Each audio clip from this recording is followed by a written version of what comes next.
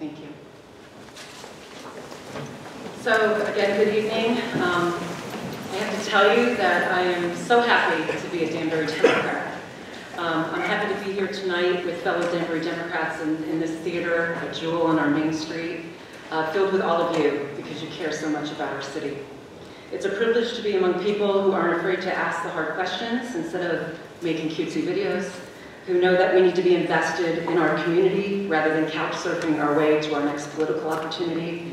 And most of all, we don't show up with a mindset of how Danbury and City Hall can serve us or serve a next political horizon or feather the nest of a circle of cronies. Instead, we have been showing up and we show up with an attitude of what can I do and really what can we do to serve Danbury and to serve our residents.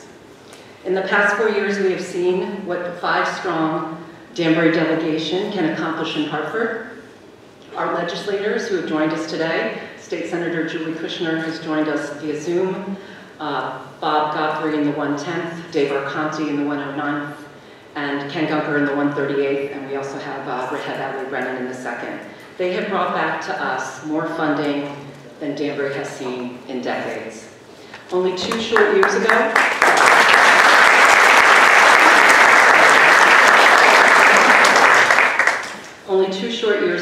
a combination of ongoing grassroots efforts and really hard work coalescing around our ticket, we emerged through Herculean efforts as bronze Olympians in 2019. I say this because we achieved the highest minority representation of city council members by doubling the Democrats on the council to 10. And we gained majorities in both the Board of Ed and Zoning Commission.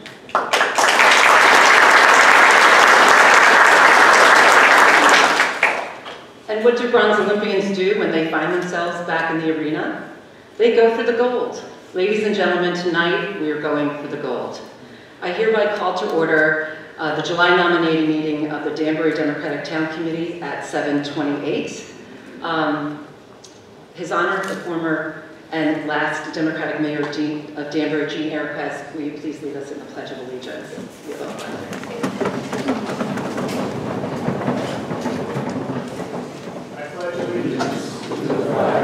Of the United States of America, and to the republic for which it stands, one nation, under God, indivisible, with liberty and justice for all.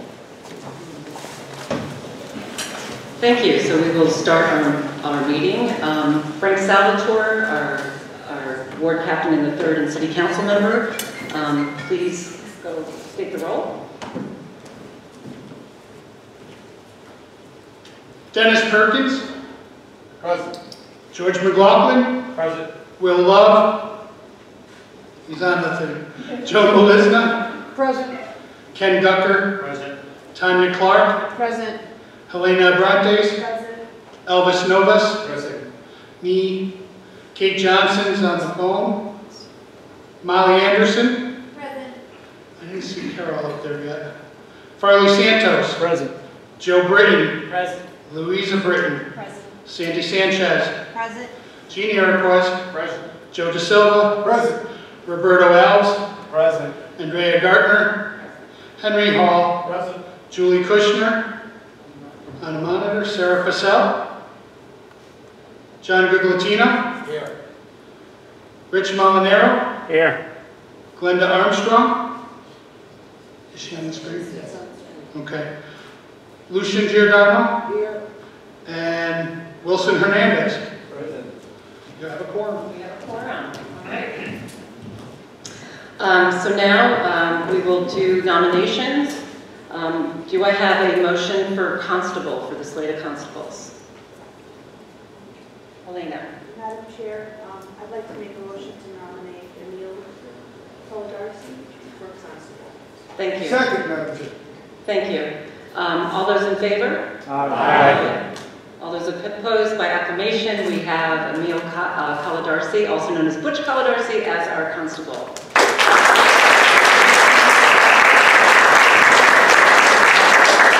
Butch, I think I saw you come in. If you could please stand and be recognized. Thank you for running.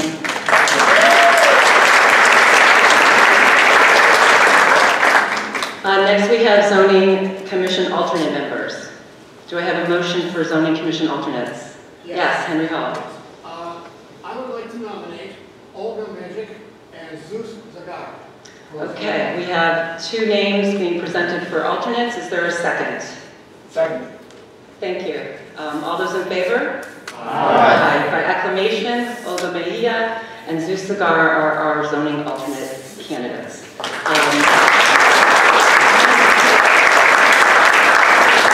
Olga and Zeus, if you could stand to be recognized, thank you for running.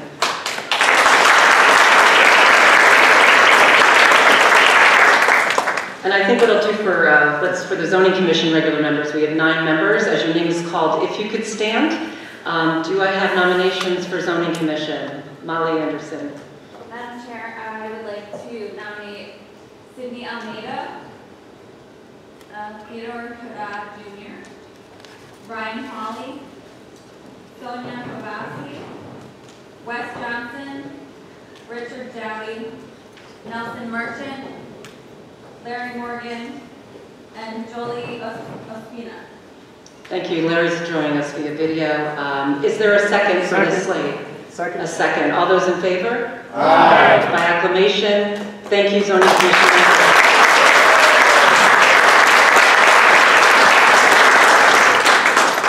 It's wonderful to see a full slate.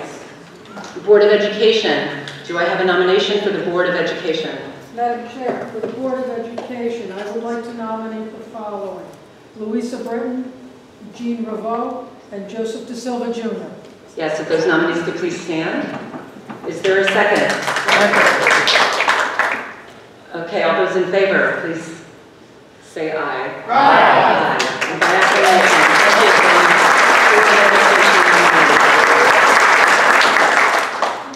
we will now, under our rules for our nominating meeting, nominate the City Council by ward. Our town committee is comprised of 4 members from each of the wards, and it is these 4 Democratic town committee members that nominate and vote on the candidates for those wards. We will start with the first ward. I would like to nominate Dennis Perkins and Chris Lewis. Thank you. Could Dennis and Chris please stand?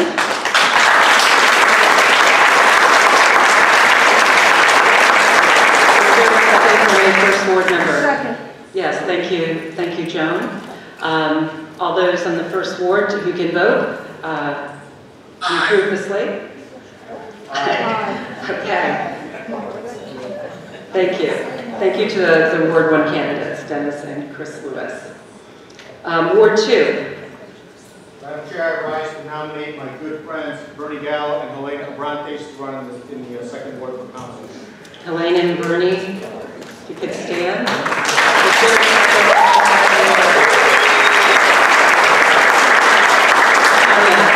As a second for those nominees. All those in the second ward in favor? Aye. Aye. Okay. Thank you, Helena and Bernie. Ward 3, Frank Salvatore. Oh, you're nominated. You are. Madam Chair, I'm just going to have Kate Johnson unmute herself because she's the second on the Zoom. Madam Chair, I rise and would like to nominate Molly Anderson-Diker and Cheryl Duva in the great 3rd ward for this year's candidates.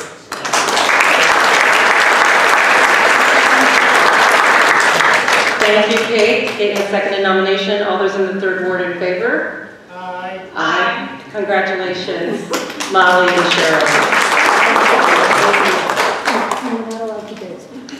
In the 4th ward. Madam Chair, I, Sandy Santos, would like to nominate Farley Santos and Joe Britton for the 4th Ward City Council. Thank you. Joe and Farley, if you could stand. And is there a second? Second by Louisa.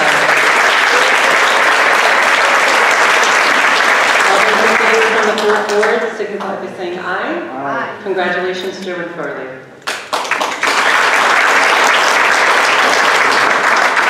In the 5th ward. Madam Chair, Yes. I rise to nominate fellow councilmen and friends Dennis Perkins and Fred Visconti for the Wayne Perkins. The D's. Dwayne and Fred, if you could rise, please.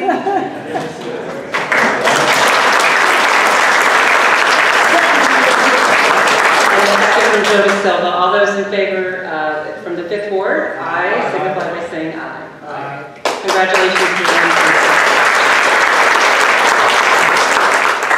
you. In the 6th Ward, Henry. Madam Chair, I rise to nominate our line incumbents, Paul Taylor Rotella and Ben Shades. Paul Rotella and Ben Shades.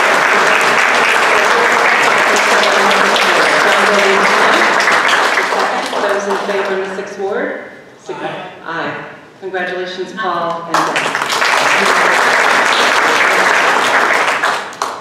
And the 7th Ward? Madam Chair, I rise to nominate Rich Molinaro and Wilson Hernandez. Rich and Wilson. And there's a second from Zoom. Okay, with the second. All those in favor from the 7th Ward for Rich and Wilson, signify by saying aye. Aye. Congratulations, Wilson.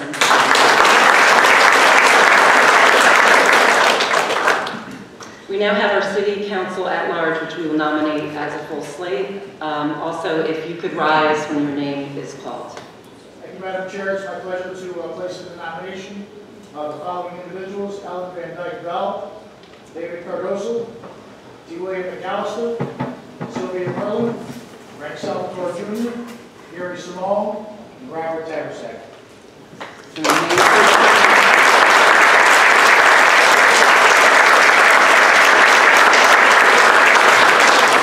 Is there a second?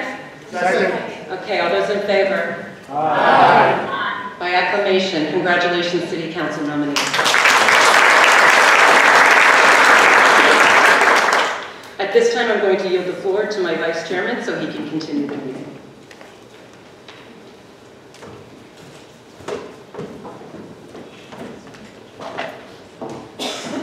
Thank you, Madam Chair. Before we move on with the meeting, one thing. Candidates, please don't leave at the end of the night with paperwork for you guys to fill out. This time I'll entertain a nomination for the office of Town Clerk.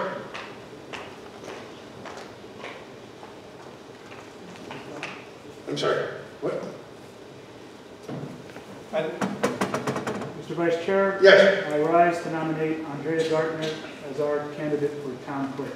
Thank you. Second. Thank you. My apologies, I couldn't see you.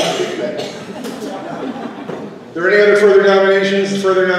If there's no further nominations, nominations are closed. We'll entertain a vote. All those in favor of Andrea Gartner as our candidate for Town Clerk, please signify by saying aye. Aye. Opposed? Seeing none, the motion carries. Andrea, thank you.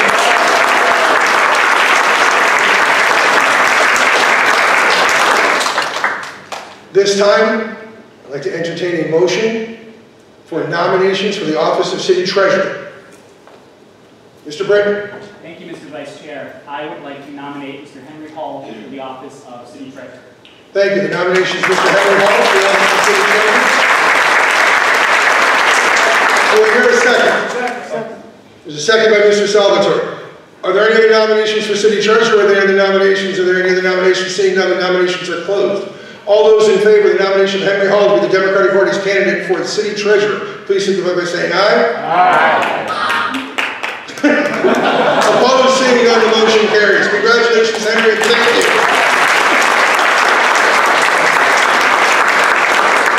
I get the sense that now is what everybody seems to have been waiting for. It is my pleasure to entertain nominations for the office of Mayor, Democratic candidate for the office of Mayor for the City of Danbury. I will recognize Andrea Gartner for purposes of that nomination. Thank you, Joe. It's my honor to be in front of you as a candidate for Town Clerk and, of course, as the chairman of the Danbury Democrats. It's an auspicious and necessary time. Make no mistake about it, the values we hold as Democrats matter more now than they ever have. They matter in our city, they matter at the state level, and they most definitely matter for our country. Every day we have the opportunity to ensure that the rule of law is followed, human rights and freedom of the press are respected and not violated. Every day we encourage others to participate in active political processes. Every day we have the opportunity to further these values. I thank each candidate, and I thank the families and friends who lend their support, because together we are doing our part to move our community forward. Thank you to my fellow Democratic Town Committee members, our current electeds, and state and federal leaders for helping our country move forward too. Some of us already know, and some of us will experience for the first time, the challenges of running for public office. From today on, in differing degrees, we will be experiencing the uncertainty, the risks, the exposure that define what it means to put yourself on the ballot and put yourself out there. And without question, putting ourselves out there means there's a far greater risk of getting criticized or feeling hurt, and we will be vulnerable for this reason. Yes, we will be vulnerable. But in a world where never enough, just look at our private space launches in the last week, dominates, and where feeling afraid has become second nature for too many. Being vulnerable is almost subversive, because in truth, vulnerability is not a weakness. Arguably, the truth of the matter is that vulnerability is our most accurate measure of courage, because when we step back and examine our lives, we will find that nothing is as comfortable or regretful as standing on the outside, looking in and wondering, what if we had had the courage to step up and step into what makes us vulnerable. A favorite quote from Teddy Roosevelt, our 26th president, and he said it best. It's not the critic who counts, not the man who points out how the strong one stumbles or where the doer of deeds could have done them better. The credit belongs to the one who actually is in the arena, whose face is marred by dust and sweat and blood, who strives valiantly, who at the best knows in the end the triumph of high achievement, and who at worst, if he fails, at least he fails while daring greatly. Ladies and gentlemen, this is the year that the Danbury Democrats build on the successes we've had. Successes in 2017 elections, 2018, 2019, 2020, and starting today, July 20th, 2021, we will dare ever more and even more greatly to build an even better Danbury for us all. I ask you, who better to lead us into that arena than the candidate I am nominating as the next mayor of our great city of Danbury, Roberto Alves.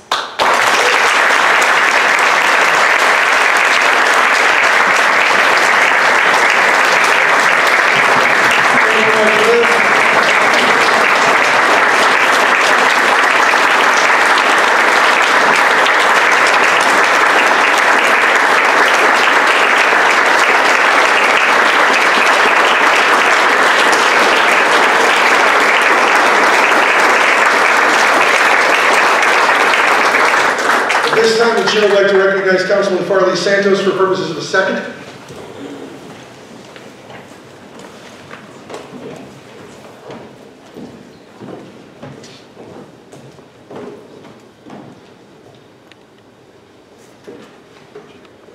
My fellow Danbury Democrats, it's my privilege to second the nomination of Roberto Alves as our party's standard bearer, our candidate for mayor of the city we all love.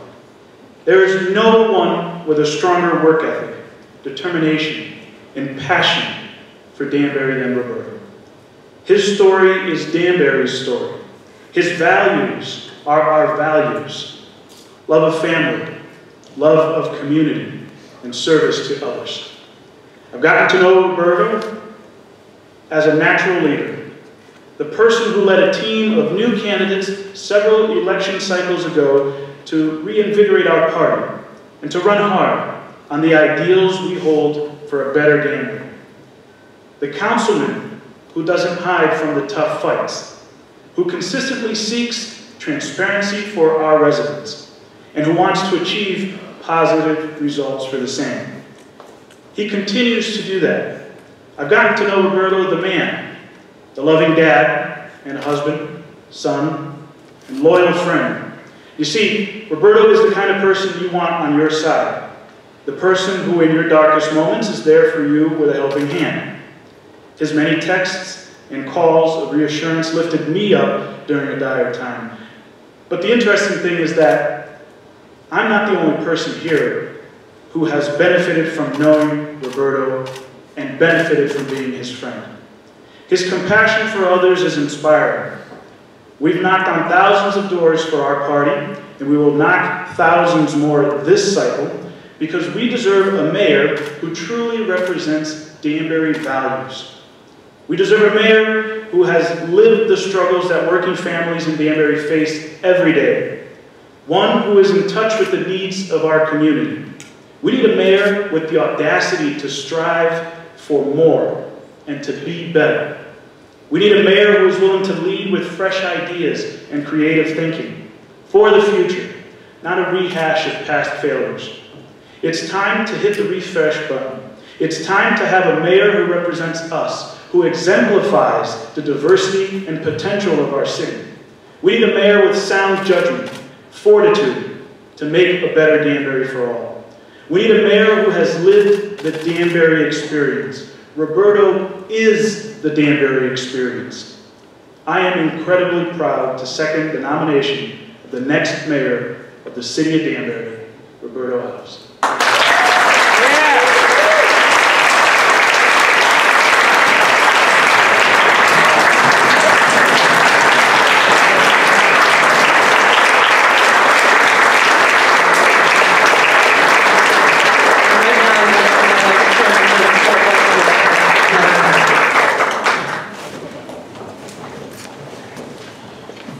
Thank you, Madam Chair. I've done this before, not on this stage, but on other stages. But I don't think I've ever been more excited to stand before a body of Danbury Democrats for purposes of a nominating speech. I am so excited to second the nomination of my friend Roberto Alves tonight.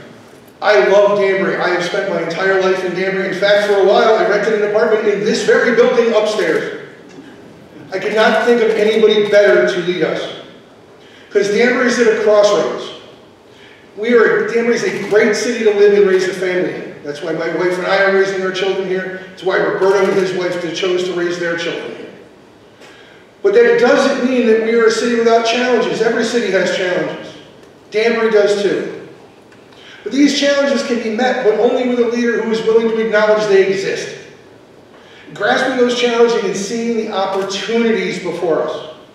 We need a mayor who understands that we need a city where young families can grow their families, and the parents and their grandparents can afford to stay here and not be priced out of town. We need a mayor capable of understanding that we need to grow good jobs in our city, and especially in our downtown. We need a mayor capable of understanding that we need to invest in our schools, because a quality education is not just good for the city of Danbury, good for our property taxes, good to grow business. It's a moral obligation we owe the children of the city of Danbury, and the city of Danbury has been failing that for too long. We need a mayor who will change that. We need a mayor capable of understanding that investments in our infrastructure, our roads, our bridges, are not only a good idea, they're a good idea for business, they're a good idea for growth, they're a good idea for the future of Danbury. We deserve roads that don't rival the surface of the moon, not just because it's better to drive on them, but because it's good for other things. It's good for the development of the city. Mostly we need, as Farley said, we need a leader who understands the challenges Danbury families face and who wants to help them move forward and help this city move forward. I could not be more excited than I am tonight to nominate second the nomination of my friend Roberto Alves to be the next mayor of the city of Danbury. Yeah.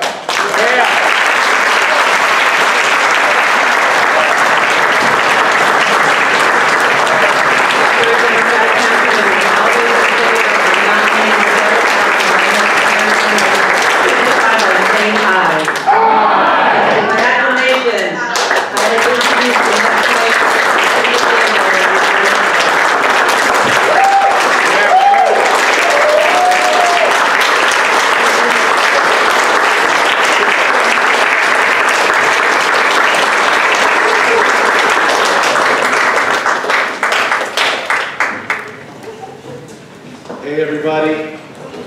So, okay, look at, where's my friend? Hola todos. I'm so honored to be here today, and I'm so thankful to have everybody's support. But I just want to take a minute to recognize some people who, without them, this wouldn't happen. First is my wife, Robin, my son, Julius, my daughter, Carolina, my sister, Liana, who couldn't make it tonight, my mother, Isala, and my father, Augusto.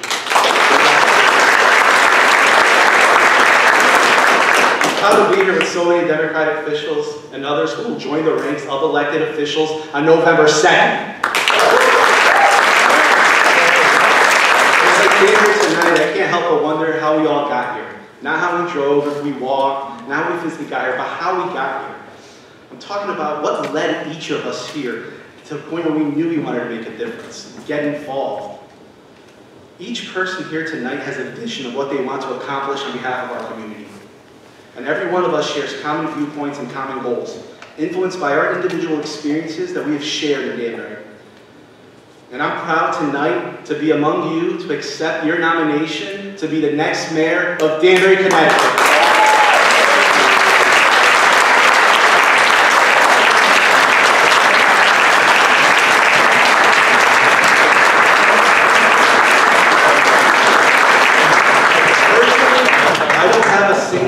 Moment or catalyst that I can point to where I can say, that's when I knew I needed to get involved.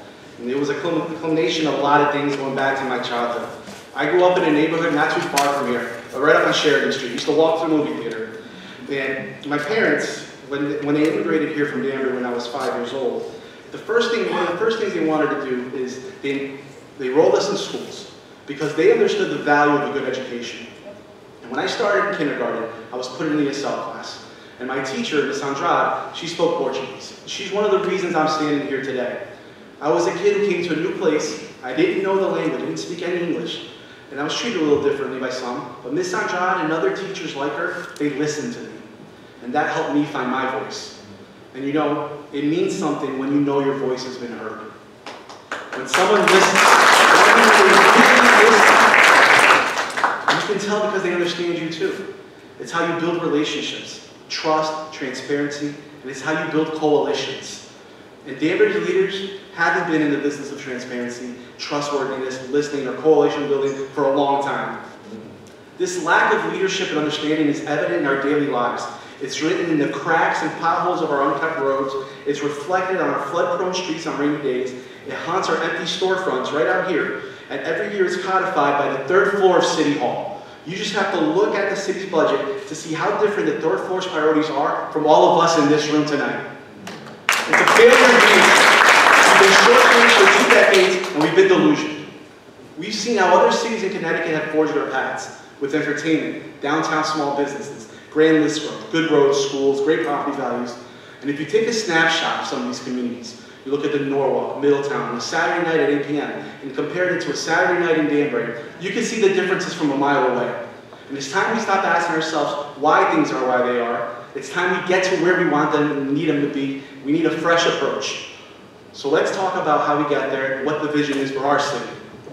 And that's got to start with our kids. Because education is everything.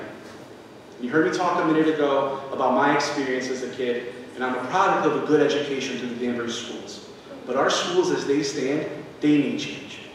Not just small changes. We also need big, significant changes. We know what happens when we don't pay enough attention to our schools. We've seen overcrowding and what it does. Because of overcrowding, our kids couldn't have gone back to school full-time when the COVID numbers were dropping in the spring. We've seen the superintendent submit a $1.3 million emergency funding request to the state 3 weeks after the start of the school year because of underfunding and poor planning.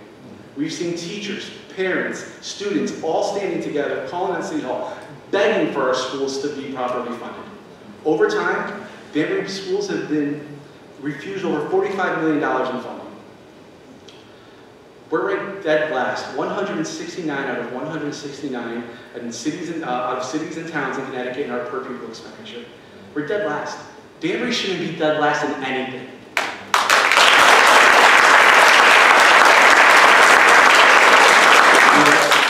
When my wife Robin was pregnant with our son Julius, we did what every parent does. We started looking at the schools. And we realized Danbury schools were underfunded. But both of us grew up here. Robin's family's been here for ages. Her grandfather actually served as a city treasurer. But we knew the benefits that came along with living and growing up here. And we wanted to invest in the community we grew up in. So there isn't a single reason our city can't change the way it funds our schools in response to its needs, the concerns of parents, teachers, staff, and administrators. There isn't a single reason our kids should be disadvantaged before they graduate high school by the city they live in. because the people in leadership aren't listening. There isn't a single reason why we can't strategically look at the way we allocate resources while keeping our taxes down. We're gathered in this room tonight because we know this isn't right. We know what it looks like when a city, and we are a city, needs improvements from the ground up. So when I talk about building a better Danbury together, I really do mean that. We can build a better Danbury together from the ground up.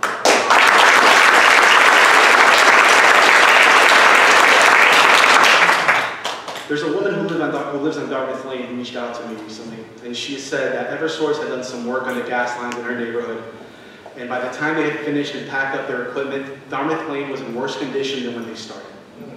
So she called the city. She called the city in hopes that at the very least, her road can be the point it was before, in a better condition than it was now. Can anyone guess what the city told her? No. They said this isn't Greenwich or New Canaan. You get what you pay for. Now, I don't know about you, but I certainly don't think it's too rich to ask to have your roads fixed. It's not too rich to drive down Main or West Street on a day that it's raining, hope that you can drive on the right side of the road so you can get from point A to point B without worrying that you're going to cause an accident or worried about driving in something so deep you're worried about your engine flooding. So, I grew up experiencing inequities, inequalities that came from a lack of middle class. People couldn't afford basics. When I was growing up, a lot of them still can't. 50% of Danbury is still struggling to make ends meet. We can change that. Sorry, because this means a lot to me. There are people, half of Danbury is struggling. And there's no other way to point at this point. But Danbury is ripe for the picking. For retail, small business throughout our city, we are ideally and geographically positioned to be a social, economic, and entertainment hub for the region.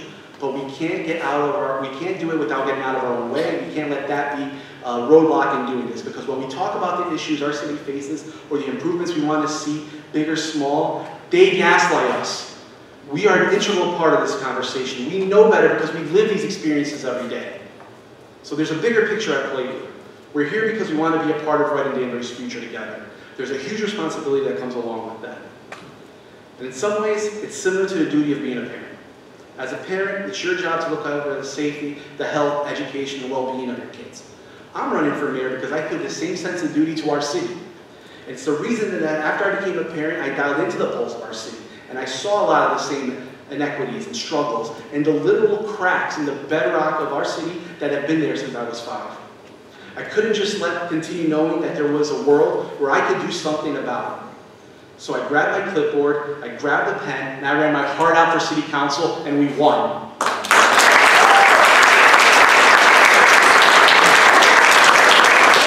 Now, a few years later, here we all are at the Palace Theater, talking about how we can move our city forward. Everybody here is invested in building a new, shared future as part of the Danbury community. And what distinguishes us from the stat quo is that we know what it's like not to have a voice. And we know what it looks like when the majority is stifled by the few in power. And we're here to change that once and for all. I want to thank you all for your support, your trust, your time, and I'm going to ask you to build a better Danbury arm in arm. So let's grab our clipboards, let's grab our pens, let's get out there. I'm incredibly honored to have your support, your confidence in me. We got a big job to do. We're going to do it right now. Thank you to Danbury Democrats. Thank you to everybody in this room. Thank you to my family. If you want to come up here and say hi to everybody, I'm so immensely grateful. Go fight here.